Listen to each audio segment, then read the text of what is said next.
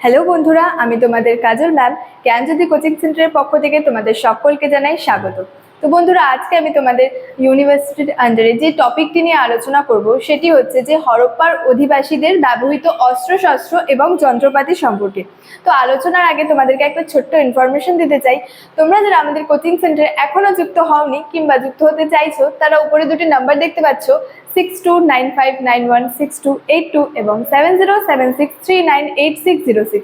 এই দুটি নাম্বারের মধ্যে যে কোনো একটি নাম্বারে যোগাযোগ করে কিন্তু আমাদের সাথে যুক্ত হয়ে যেতে পারো। তো দেরি না করে আজকে টপিক সম্পর্কে আলোচনা শুরু করছি।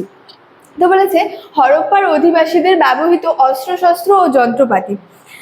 সিন্ধু অধিবাসীদের বা হরপ্পা অধিবাসীদের ব্যবহৃত বিভিন্ন ধরনের যে গৃহস্থালির যে যন্ত্রপাতি এবং অন্যান্য যন্ত্রপাতি যে ব্যবহার করতো তারা, তা থেকে অনুমান করা যায় যে শহরের জনসংখ্যার বেশ একটি বড় অংশ হচ্ছে শিল্পে নিযুক্ত যে শ্রমিক এবং হচ্ছে কারিগরি শ্রেণীরই লোক ছিল। এবং সেখানে সাধারণত পাথর ও ধাতু দিয়ে হচ্ছে নানা ধরনের যন্ত্রপাতি তৈরি করা হতো।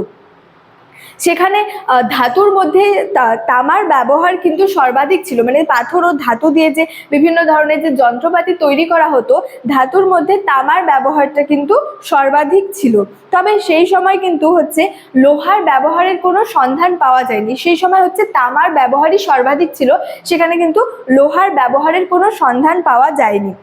ধাতু শিল্প এবং পাথর খোদাই হচ্ছে অন্যতম শিল্প হিসেবে পরিচিত ছিল। এবং বলা হয়েছে যে এই সিন্ধু উপত্যকার মানুষজন তামা ও ব্রোঞ্জ দিয়ে কিন্তু অস্ত্রশস্ত্র তৈরি করতো, মানে সিন্ধু উপত্যকায় যে মানুষজন বসবাস করতো সেখানে তারা হচ্ছে তামা ও ব্রোঞ্জ দিয়ে যে সেখানের অস্ত্রশস্ত্রগুলি কিন্তু তৈরি করতো। এবং হচ্ছে যে তামা ও ব্রোঞ্জ দিয়ে তারা নানা ধরনের ছোট ছোট মূর্তিও তৈরি করত। তাদের হচ্ছে যে অস্ত্রশস্ত্রের মধ্যে উল্লেখযোগ্য ছিল হচ্ছে বর্ষা, কুঠার, তীর ধনুক ও ছুরি। এগুলা যে অস্ত্রশস্ত্র তারা তৈরি করতো, সেই অস্ত্রশস্ত্রের মধ্যে এগুলি হচ্ছে উল্লেখযোগ্য ছিল। এবং তারা পাথর কেটে গলার হচ্ছে হার সহ বিভিন্ন অলংকারও তৈরি করত। এবং শৌখিন জিনিসপত্র ও পুঁথি তৈরিতে কিন্তু হচ্ছে দামি পাথর তারা হচ্ছে ব্যবহার করত, মানে পুঁথি যে তৈরি করতো সেখানে তারা দামি পাথর ব্যবহার করত। এই দামি পাথরগুলির মধ্যে ছিল হচ্ছে জেড, কার্নেলিয়ান, ল্যাপিস লাজুলি এবং এগেট। এগুলি হচ্ছে তারা ব্যবহার করত, মানে দামি পাথরের মধ্যে এগুলি তারা ব্যবহার করত। এবং সিন্ধু অধিবাসীরা কাদামাটির পোড়ানো ইট তৈরিতে অভ্যস্ত ছিল। এবং যে সিন্ধু অধিবাসীরা বা হরপ্পার যে অধিবাসীরা তারা কাঠের চেয়ার, চৌকি, টুল তৈরিতেও কিন্তু ব্যবহার করত। এবং হচ্ছে নৌকা তৈরিতেও তারা হচ্ছে যথেষ্ট দক্ষ ছিল। এবং দামি পাথর হিসেবে তারা হচ্ছে সোনা এবং হচ্ছে যে রূপার অলংকার ব্যবহার করত, মানে দামি যে পাথর ছিল সেই হিসেবে তারা হচ্ছে সোনা ও রূপার অলংকার হচ্ছে ব্যবহার করত।